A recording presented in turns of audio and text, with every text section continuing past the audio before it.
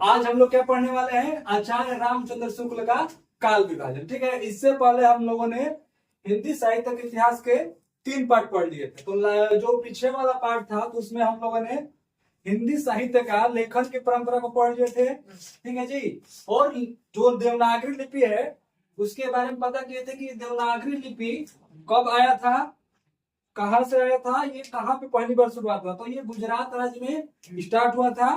कब? 6वीं और 8वीं शताब्दी के बीच। और वो राजा कौन थे? तो राजा जयभट्ट। ठीक है, ये सब पढ़ लेते हैं। और इसमें हम लोग लेखन की परंपरा में 2 व्यक्ति का नाम सुने थे, एक रामदास तासी थे और एक जॉर्ज ग्रेसन। ठीक है, तो इसके बारे में हम लोगों ने पढ़ लिया था कि एक ने मरा काल विभाजन। ठीक है,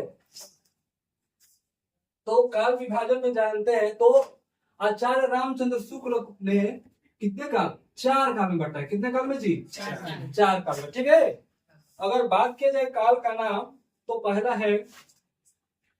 है आदिकाल। क्या है? आदिकाल। ठीक है जी। इसको वीर गाथा काल का बोला गया। क्या बोला गया है? वीर गाथा काल बोला गया। ठीक है, वीर गाथा काल के नाम से भी जाना जाता है। ठीक है जी। अगर इसका बात करें कि समय बताइए, यानी कि ये कब से कब का समय है, तो इसका समय है 1050 से 1375 ईस्वी। ठीक है, तो ये क्वेश्चन आ चुका है बीपीएससी का जो टियर 2 एग्जाम हुआ था उसमें। ठीक है जी, जो शिक्षक वाला हुआ था उसमें ये क्वेश्चन आ चुका है। यही पूछा दिया था कि टाइम पीरियड बताइए आदिकाल का। ठीक है, तो ये हो गया। अगर बात किया जाए दूसरा, तो आदिकाल के बाद होता है भक्ति काल। क्या होता है जी? भक्ति काल। तो इसका भी एक अन्य नाम है। क्या? इसका भी एक अन्य नाम है। ठीक है जी, इसको बोला गया है पूर्व मध्य काल। क्या बोला गया है? पूर्व मध्य काल। पूर्व मध्य काल। इसका समय होगा 1375 से 1700। ठीक है, विक्रम संवत में सब होगा। हाँ, इसमें नहीं, विक्रम संवत। अब अगला है रीतिकाल। क्या है? रीतिकाल। तो हर एक काल को अलग अलग नामों से जाना गया है। तो इसको बोला गया है उत्तर मध्य काल। क्या बोला गया है? उत्तर मध्य काल। ठीक है, अब इसका समय होगा 1700 से 1900। ठीक है, 1700 से 1900। और लास्ट है हमारा आधुनिक काल। क्या है जी? लास्ट है आधुनिक काल। लास्ट क्या है? इसको बोला गया है गद्य काल। क्या बोला गया है? गद्य काल। इसका 1900 से 1984 माना गया है। ठीक है, और एक बात जान समझ लो, ये मैक्सिमम क्वेश्चन अगर बात किया जाए क्लास 12 में तो इससे आएगा। तुम्हारे बुक में सबसे ज्यादा ये दिया है आधुनिक काल और आदिकाल। ठीक है, इसमें थोड़ा कम दिया है। तो अगर बात किया जाए आचार्य रामचंद्र शुक्ल का काल विभाजन, अब पूछा जाए कि कितने भाग में बांटा गया है, तो कितने भाग में बताओगे? 4 भाग में। पहला है आदिकाल, जिसको वीर गाथा काल के नाम से जाना गया है। इसका समय है 1050 से 1475। ठीक है, दूसरा है भक्ति काल, इसको क्या बोला गया है? पूर्व मध्य काल। इसका समय 1375 से 1700। हाँ नहीं, विक्रम संवत। रीति काल का है जी उत्तर मध्य काल, 1700 से 1900। ठीक है, और लास्ट है आधुनिक काल, जिसको बोलते हैं गद्य काल। क्या बोला जाता है जी? ये 1900 से 1984। ठीक है, तो हर एक काल में अलग अलग घटनाएं घटी हुई है। ठीक है, तो ये तो बस काल विभाजन हुआ। अब आदिकाल के बारे में पढ़ेंगे तो बहुत सारे इसमें पढ़ने को मिलेगा। इसमें मिलेगा पढ़ने को रासो साहित्य, इसमें रासो के 7 को रासो है उसके बारे में जानेंगे। फिर नाथ साहित्य, उसमें 9 गो नाथ है उनके बारे में जानेंगे। सिद्ध साहित्य, उसमें 84 गो सिद्ध है उनके बारे में जानेंगे। ठीक है जी, फिर जोइंदर है, सरापा है, बहुत सारे विद्यापति है, अमीर खुसरो है। इनके बारे में हमें क्या करना है? एक एक करके पढ़ते चलना है। तो अब हम लोग इसको नामकरण देखते हैं कि और किसने क्या क्या बोला है। ठीक है, तो अगर बात किया जाए कि लिखो, पहला हेडिंग डालोगे आदिकाल का नामकरण क्या है जी? आदिकाल का नाम आदिकाल का नामकरण। जैसे मान लो किसी बच्चे का जन्म होता है तो क्या होता है? नामकरण होता है ना जी, 100 दिन बाद। तो वैसे ही आदिकाल को अनेक विद्वानों ने, जो हिंदी के बड़े बड़े विद्वान हैं, उन्होंने अलग अलग से नाम को क्या किया है, इसको रखा हुआ है। ठीक है, इसने क्या क्या बोला है, एक तरफ से लिख देना है, एक तरफ लिखो दो मंजे, एक तरफ से कभी लिख लो जो जिन्होंने बोला है। ठीक है जी, एक तरफ नाम लिख लो, इधर इधर नाम कर दो कौन से कवि है। कवि का नाम, हाँ, कवि का नाम लिखिए। अरे उतना भी समझ में आ जाएगा। ना ना लिखिए।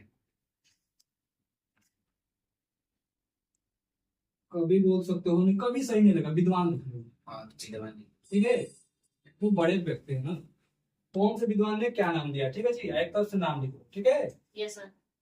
तो अगर बात किया जाए, पहला बात किया जाए कि जॉर्ज ग्रेसन क्या है जी, पहला जॉर्ज ग्रेसन।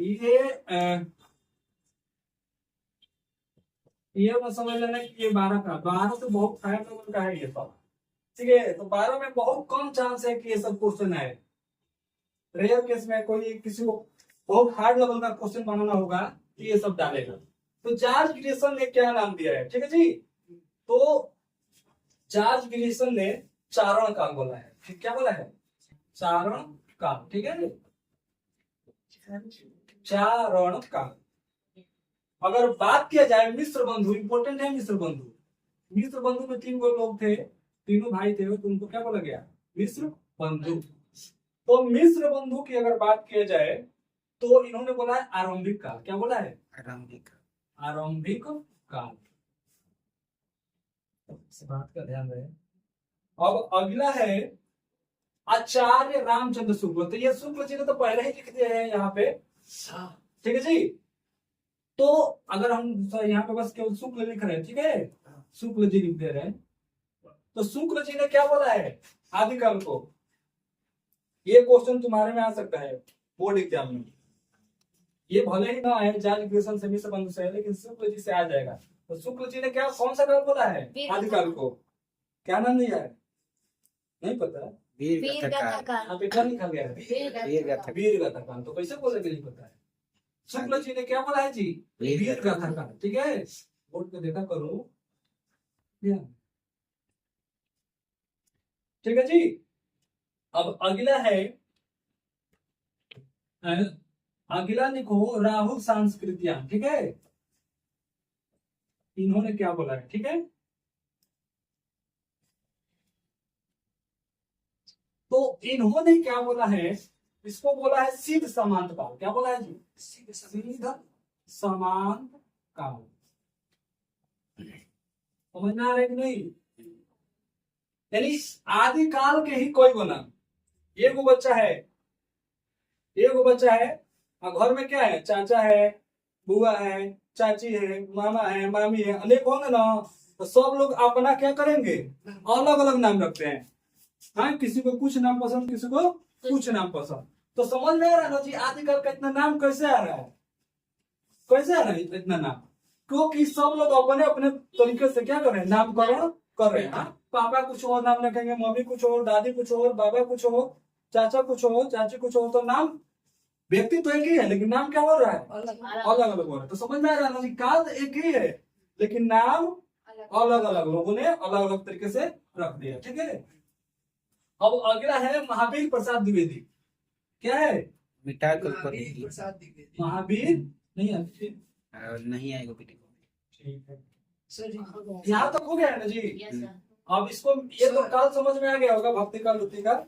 हाँ बोलो, ये तो समझ में आ गया होगा ना जी, भक्ति काल, वृत्ति काल, आधुनिक काल। तो इसको मिटा दे रहे हैं यहाँ से। ठीक है, एक बार हटवा दीजिए लाइन बाय लाइन हाँ। करके। हाँ ऐसे तो याद तो ही होगा। देखो आचार्य रामचंद्र शुक्ल ने काल कितने भाग बांट दिया? 4 भागों में। पहला है आदिकाल, दूसरा है भक्ति काल, तीसरा है रीति काल, चौथा है आधुनिक काल। तो 4 को काल है। तो आदिकाल को बोला गया वीर गाथा काल, भक्ति काल को पूर्व मध्य काल, रीति काल को उत्तर मध्य काल, आधुनिक काल को गद्य काल। ठीक है, अब इसमें पहला हम लोग पढ़ रहे हैं, पहला कौन? आदिकाल।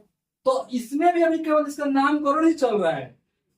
फिर नामकरण के बाद उसकी कहानी भी लंबी है, यानी फैमिली में अभी केवल बच्चे का नाम रखा गया है।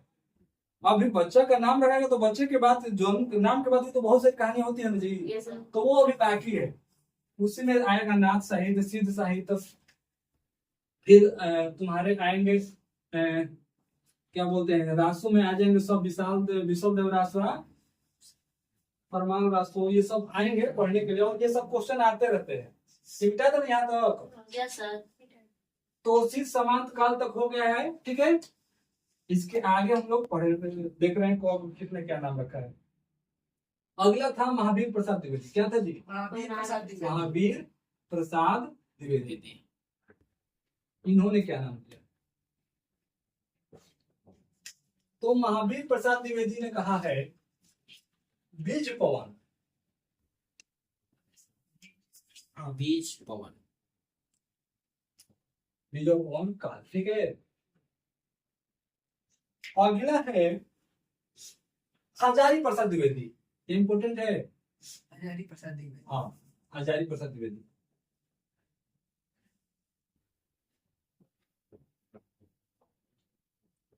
स्टार बना लेना इसको, क्योंकि इसमें लोग फंस जाते हैं। क्या हो जाते हैं? फंस जाते हैं, कुछ समझ में नहीं आएगा क्वेश्चन क्या पूछ रहा है। और ये भी बता दीजिए कहाँ तो- के रहने वाले हैं। हाँ, तो हजारी प्रसाद द्विवेदी बेसिकली कहाँ है जी? बलिया जिले के, क्या बलिया जिले के जो दूबे छापर पड़ता है ना, वहीं के निवासी थे, ठीक है। तो अगर बात की जाए हजारी प्रसाद द्विवेदी जी ने इसको कौन सा नाम दिया था, तो इसका नाम इन्होंने दिया था आदिकाल। आदिकाल को नामकरण किसने दिया था? हजारी प्रसाद द्विवेदी ने, ठीक है। तो ये बेसिक है, और बेसिक में भी बहुत ज्यादा है, ठीक है। तो अगला लिख लो, एक और इम्पोर्टेंट है आधार कार्ड। अगला अगर बात किया जाए तो लिखो डॉक्टर मोहन अवस्थी। मोहन अवस्थी, ठीक है जी। बेसिक से एकदम हायर लेवल तक चल रहे हैं, ठीक है, ताकि यहाँ से तुम्हारा मास्टर तक का हिंदी में कोई समस्या न आए, यानी एमए तक हिंदी में कहीं से कोई समस्या नहीं आए। डॉक्टर मोहन अवस्थी को इन्होंने क्या नाम दिया है? आधार काल। क्या नाम दिया है जी? आधार कार्ड। आधार काल। तो हम लोगों ने क्या क्या पढ़ लिया कि रामचंद्र शुक्ल ने 4 भागों में दिया है काल विभाजन हिंदी साहित्य का। 4 भाग में किया है, आदिकाल, भक्तिकाल, रीतिकाल, आधुनिक काल। तो 4 भागों में हम लोग अभी पहला पार्ट पढ़ रहे हैं, कौन सा? आदिकाल। आदिकाल के बाद पढ़ेंगे भक्तिकाल, भक्तिकाल के बाद रीतिकाल, रीतिकाल के बाद आधुनिक काल, ठीक है।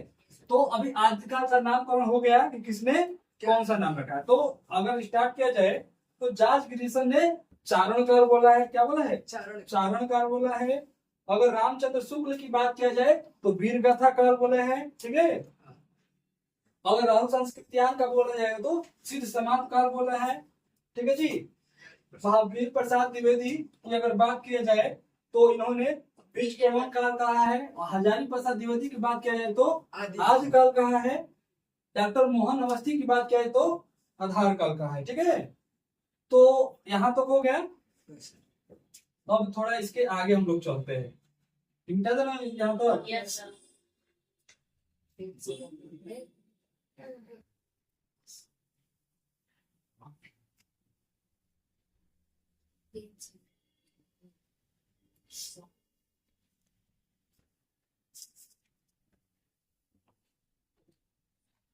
तो अगर बात की जाए कि हमें इसमें पढ़ना क्या क्या पढ़ना है जी, तो इसमें हमको पढ़ना है, देख लो, रासो साहित्य के बारे में। क्या रासो साहित्य? इसमें 7 वो रासो साहित्य में आएंगे लोग, ठीक है। साहित्य कवि के बारे में पढ़ना है। फिर रासो के बाद आएगा नाथ साहित्य, इससे पहले आएगा सिद्ध साहित्य। क्या आएगा? सिद्ध साहित्य। तो इसमें 84 को सिद्ध साहित्य है, तो जो फेमस है 2-4-5 वो उनके बारे में पढ़ना है। फिर अगला आएगा नाथ साहित्य, इसमें नाथों के बारे में पढ़ा जाएगा, ठीक है जी। तो इतना जब कवर कर लेंगे तब जाके हमारा आदिकाल क्या हो जाएगा? कंप्लीट हो जाएगा, ठीक है। तो अगर बात किया जाए किसका जी? रासो साहित्य का, ठीक है। तो रीडिंग डालो रासो साहित्य। ये समझ आए ना जी। Yes sir. तो अब हेडिंग डाल दो रासो साहित्य। लिख नहीं रहे, लिख के क्या लिख चुके हैं रासो साहित्य? हाई नहीं लिखा है, लिखा तो लिखन नहीं था। वीडियो समझ ले रहे हैं। को अंदर वीडियो समझ लिया। बोलिए सर। हाँ, एक साइड लिखो कवि, ठीक है जी। एक साइड लिखो रास। ये तुम्हारे 12th बोर्ड में ये पक्का क्वेश्चन आएगा यहाँ से, इस बात का एकदम कंफर्म है कि एक या दो क्वेश्चन यहाँ से आना है रासो साहित्य से, चाहे वो सामान्य हिंदी हो या साहित्यिक हिंदी, क्वेश्चन यहाँ से फिक्स है आना रासो साहित्य से, एकदम कंफर्म है, ठीक है। इसको अच्छे से पढ़ लेना है। थोड़ा सा थोड़ा सा पीछे चलते हैं, क्या थोड़ा ये रासो शब्द आया कहाँ से इसके बारे में समझ लें, ठीक है जी। Yes sir. कि रासो शब्द किसने स्टार्ट किया था या फिर कहां से आया था, ठीक है। तो रासो शब्द, उसके बाद वो रासो साहित्य के बारे में पढ़ेंगे, थोड़ा रासो शब्द समझ लेते हैं। तो अगर रासो शब्द की बात की जाए तो सबसे पहले गार्सा द तासी एक फ्रेंच के विद्वान थे। कहाँ के विद्वान थे जी? फ्रेंच, ठीक है। Yes sir. नाम था गार्सा द तासी। क्या नाम था? गार्सा द तासी नाम था, ठीक है जी। तो ये फ्रेंच के विद्वान थे, इन्होंने स्टार्ट किया था रासो शब्द, ठीक है। अब शुक्ल जी ने क्या कहा है, शुक्ल ने क्या कहा है, ये क्वेश्चन पूछेगा कि शुक्ल जी ने रासो शब्द के बारे में क्या कहा है। तो ये उन्होंने कहा रास, क्या बोला है जी? रास। रास बोला है या फिर रासो बोला है, ठीक है। अब अगला है हजारी प्रसाद द्विवेदी ने क्या कहा है। हजारी प्रसाद द्विवेदी। हाँ, द्विवेदी जी ने क्या कहा है। ये देखो एकदम क्वेश्चन को हार्ड बनाने के लिए ये सब प्रयोग किया जाता है, क्योंकि ये सब आता नहीं है, लेकिन क्वेश्चन को लेवल अगर बढ़ाना होगा तो ये सब डाल देगा। तो ये इन्होंने रासक का प्रयोग किया, क्या किया है जी? रासक। अब देखो क्वेश्चन कैसे पूछेगा। पूछ देगा कि हजारी प्रसाद द्विवेदी जी ने रासो साहित्य के बारे में कौन सी बातें कही थी, उसमें ऑप्शन रहेगा रासक, रास या फिर रासो। तो अगर याद होगा तो उस चीज को हम लोग कर पाएंगे। हाँ, तो यहाँ तक क्लियर हो गया ना। यस अब डालो कवि का नाम एक तरफ और एक तरफ रासो, ठीक है।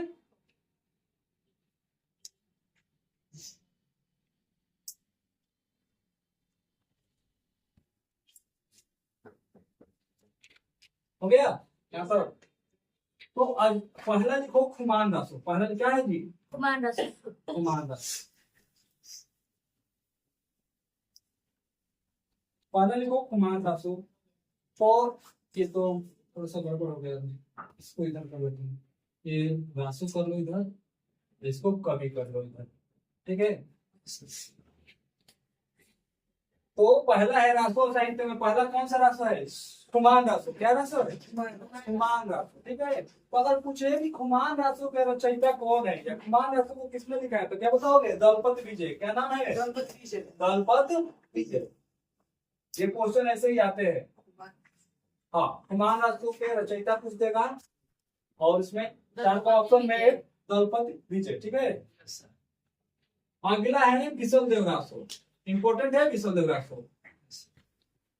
और किस किस को कहानी सुनने का आदत है जी? हाँ हाँ, तो कहानी सुनाएंगे। विशल देव रासो कहानी बहुत मस्त है, यस सर। बहुत जबरदस्त कहानी है इनकी। 4 घटनाएं में इनका पूरा जीवन बता दिया गया है, ठीक है। हाँ, कि पहले कैसे राजा थे, हाँ, फिर शादी किए, खूब धूमधाम से किए। शॉर्टकट में बता दे रहे, जब किसको पढ़ेंगे तो एकदम एकदम क्लियर करके बताएंगे। शादी किए हैं अच्छे से, खूब हाथी घोड़ा सब कुछ लेकर गए। इतना भीड़ लग गया ना कि सब लोग कह रहे कि इनसे बड़ा कोई शादी मतलब नहीं होता, बारात जाता है तो लोग बोलता है कि इनसे तो बड़ा बारात तो अभी हम तक देखे ही नहीं थे। हाँ, लेकिन ये जब क्या बोले, जब ये गए शादी करने के लिए, जब तो जो इस लड़के शादी करके वापस आ गए खुशी खुशी, कोई दिक्कत नहीं था। लेकिन नहीं होता है जी, लोगों में घमंड आ जाता है कि हमारे से बेहतर तो कोई है ही नहीं।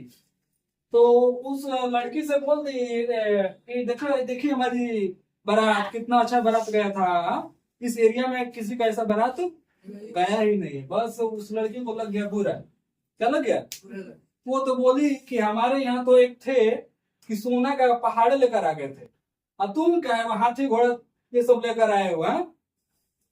उस बेचारे को लग गया इस बात को बहुत बुरा। ठीक है, वो झूठ में बोली थी, लेकिन उस बात को इतना सीरियस ले लिया कि 12 साल तो क्या कर दिया, उसको छोड़कर चला गया। क्या करने के लिए? सोने के तलाश में। बोला कि हम जब सोना लेकर आएंगे तो अभी तुमको क्या करेंगे, फिर से शादी करेंगे और तुमको फिर से अपने घर वापस लेकर आएंगे। कहानी बहुत मस्त है विशल देवरासुर की।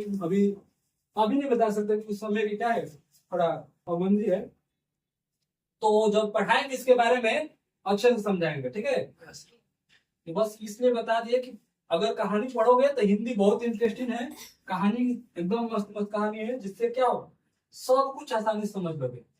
नरपति नाला, इनके रचयिता कौन है जी? विशल देवरासुर। नरपति नाला। ठीक है, अगला है परमाल रासु। क्या है? परमाल रासु। और इसका तो कहानी इससे भी मस्त है, इसका कहानी इससे भी मस्त है। 2 बच्चों की कहानी है, अपने पिताजी का बदला लेने के लिए जाकर सर काट देते हैं, सर काट कर टांग देते हैं गेट पे। ठीक है, तो ये अभी नहीं बताएंगे, इंटरेस्टिंग चीज रहना चाहिए। ठीक है जी, तो जब पढ़ाएंगे स्टार्ट करेंगे एक एक चीज, कुमार रसो क्या है, विशल देवरासुर क्या है, परमाल रसो क्या है, तब उसमें कहानी चलेगी। परमाल रसो में किसने, अल्लाह और उदल की कहानी है, नाम सुना होगा। अल्लाह और उदल 2 भाई थे, इन्होंने अपने पिताजी का बदला लेने के लिए जाकर अपने जो दुश्मन था उसका भी वो क्या करते, सर धड़ से अलग कर दिए और टांग दिए थे वो, जैसे उसके पिताजी को टांगा था वैसे ही।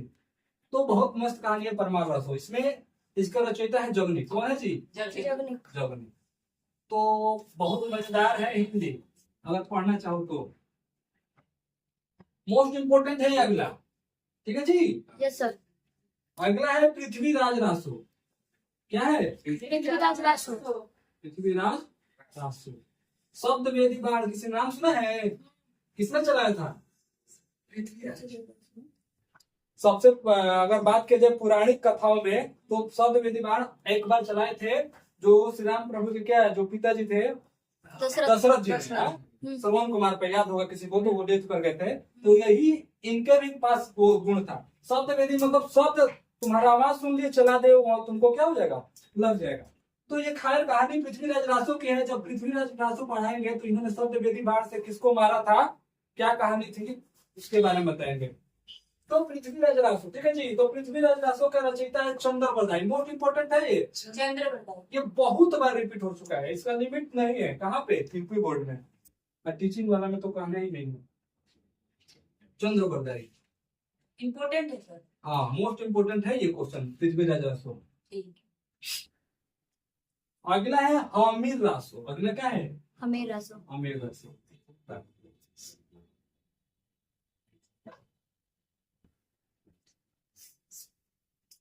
इसके रचयिता है सारंगधर। कौन है? सारंगधर। ये सर बीजे पढ़ने जाएंगे। आएंगे इसके बाद आएंगे।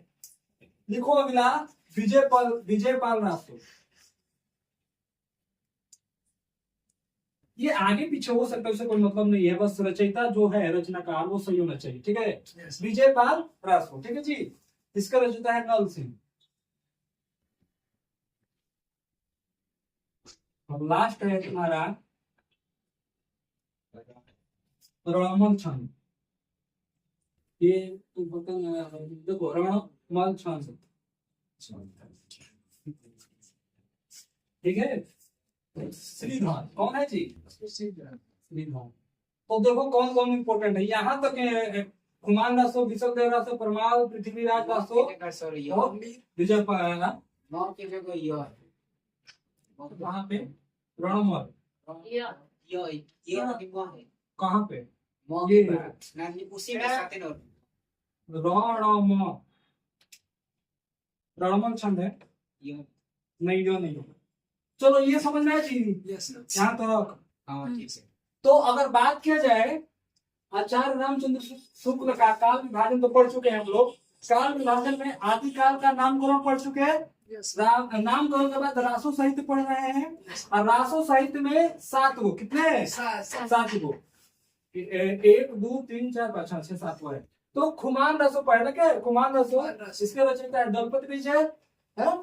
फिर है विशल देव रासो, इसके रचयिता है नरपति नाला। फिर अगला है परमार रासो, इसका रचयिता है जगनी। फिर अगला है पृथ्वीराज रासो, इसका रचयिता है चंद्र बरनाई। फिर अगला है हमीर रासो, सारंगधाम, विजय पाल रासो, नल सिंह और रणमल चंद्र सिंह। ठीक है, तो हाँ हमीर रासो का सारंगधाम को। तो ये रासो साहित्य में 7 को है और 7 के बारे में जानना है हमें। खैर तुम्हारे बुक में वो देगा नहीं, लेकिन ये कंफर्म कर लो, ये क्लियर कर दे रहे हैं कि यूपी बोर्ड यहीं तक सीमित है कि डायरेक्ट पूछ देगा कि बताइए कौन से रासो साहित्य के रचयिता कौन है, लेकिन हमें इसको यहाँ तक लेकर नहीं चलना है। हमें कहाँ तक? Master degree. मास्टर डिग्री मतलब क्या होता है? कहने का मतलब कि एमए तक का लेकर चलना है, हिंदी में एमए तक का। यहीं से क्लियर होकर चलना है कि आगे अगर किसी को बीए करना हो, एमए करना हो हिंदी से, तो दोबारा उसको समस्या ना आए। या किसी चीज का टीचिंग की तैयारी करना है तो हिंदी में कहीं से कोई कुछ क्वेश्चन न फंसे, तो इस लेवल का हम लोग को लेकर चलना है। ठीक है, तो ये क्लियर हो गया। अब आगे थोड़ा नोट डालकर लिख दो, नोट करके। ये तो समझ में आ गया, अब इसको मिटा देना। कोई ऐसा चीज जो लग रहा हो कि नया तो है, ये तो कंफर्म है कि नया सब है, लेकिन फिर भी समझ में आ रहा है कि नहीं आ रहा है?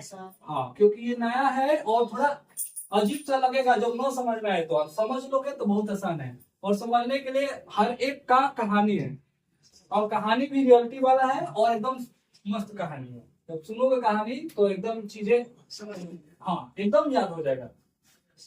नोट करके लिखो, नोट। हाँ नोट डाल के लिखो। पहला, ये मोस्ट इंपोर्टेंट क्वेश्चन में पूछा जाता है, हिंदी के पहले महाकवि कौन थे? अगर पूछा जाए क्वेश्चन कि हिंदी के हाँ प्रथम या पहले, बात देखिए, हिंदी के प्रथम लिख लो, पहले या प्रथम लिखिए, बात देखिए महाकवि। तो हिंदी के अगर बात की जाए प्रथम महाकवि या पहले महाकवि, तो ये होंगे चंद्र बरदाई। कौन होंगे? चंद्र बरदाई। बताओ चंद्र बरदाई ने कौन सा रचना लिखा था? कौन सा रासो साहित्य लिखा था? पृथ्वीराज रासो। पृथ्वीराज रासो। अभी कुछ देर पहले पढ़े, ठीक है जी, अभी नहीं कुछ देर पहले पढ़े। तो चंद्र बरदाई की रचना था पृथ्वीराज रासो। अगला है हिंदी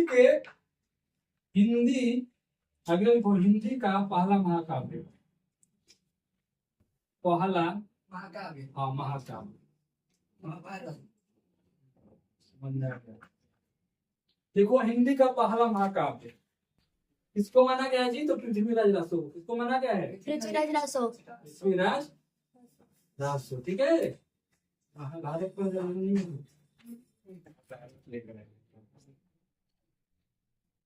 तो एक्स्ट्रा चीजें मिलेगी, बहुत सारी एक्स्ट्रा चीजें मिलेगी।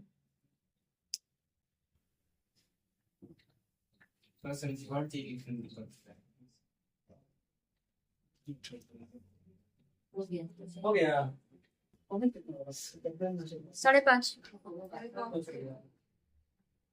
तो देखो जी, एक बार फटफट रिवाइज मार लेते हैं। आचार्य रामचंद्र शुक्ल ने हिंदी साहित्य के काल विभाजन को 4 भाग बांट दिया है। आदिकाल को बोला गया है वीरगाथा काल, ठीक है। फिर भक्ति युग काल को बोला गया है पूर्व मध्यकाल। मध्यकाल, और नीति काल को बोला गया है उत्तर मध्यकाल। आधुनिक काल को बोला गया है गद्यकाल। ठीक है, अब इतना पढ़ने के बाद हम लोगों ने आदिकाल का नामकरण पढ़ लिया कि हजारी प्रसाद द्विवेदी ने क्या कहा था। हाँ, अब फिर से महावीर प्रसाद द्विवेदी ने क्या बोला था, शुक्ल जी ने क्या बोला था, मोहन अवस्थी ने क्या बोला था। तो शुक्ल जी ने क्या बोला था, तो वीरगाथा काल।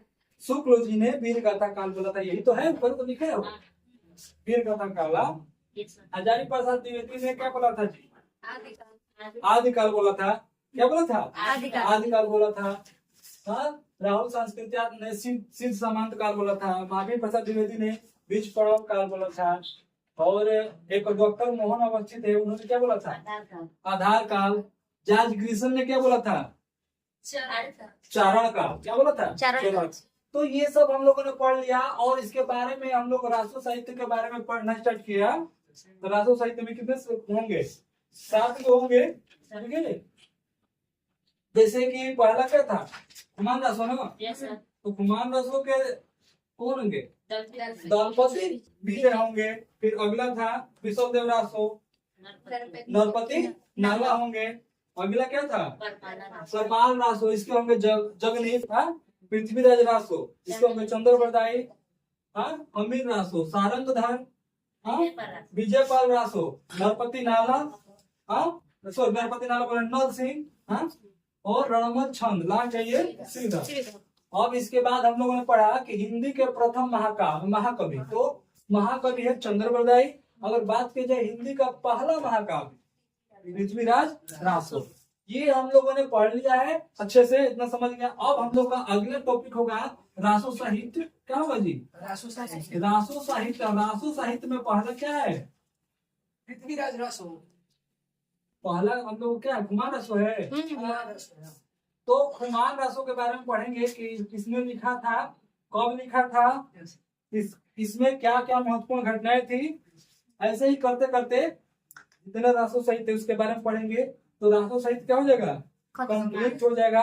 फिर सिद्ध साहित्य पढ़ेंगे, फिर नाथ साहित्य, तब जाकर हम लोग पहुंच जाएंगे कहाँ पे, भक्ति काल पे। तो हर एक चीज हिंदी का कोई भी हो, आदिकाल हो, भक्ति काल, वित्तीय काल, आधुनिक काल, सब अपने आप में इम्पोर्टेंट है और सब के सब काम की चीज है। तो आगे से हम लोग कहाँ से स्टार्ट करेंगे, रासो साहित्य से। और कुमार रासो हेडिंग डाल दो, वही पढ़ना है। ठीक है।